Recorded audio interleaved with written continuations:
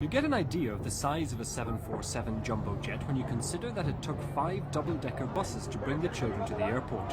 There were over 400 of them from 8 national schools in Ballymun, including St Michael's House Special School. This was to be the flight of a lifetime, Shamrock 2992, the Ballymun Special.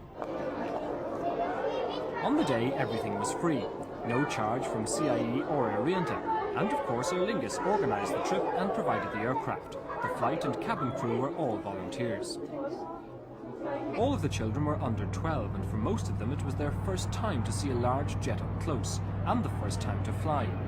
Their excitement mounted as they moved outside to board the jumbo.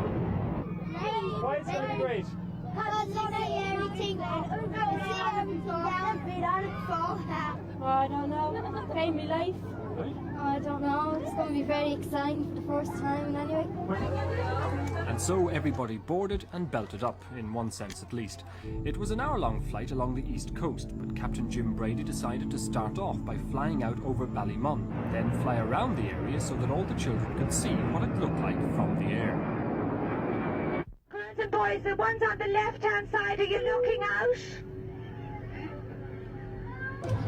There was a special in-flight service. Vast quantities of sweets and biscuits were eaten, all washed down with Coke and 7-Up.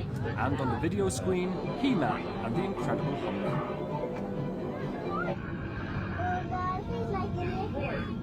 Is it fun? What do you like about it? Is this the best flight you were ever on? Yeah, because the last time I was small and cutting off, I didn't know what I was doing. What do you like about this one? Get all the sweets. You can see the characters and everything, and get some drinks and everything. Good fun. Yeah.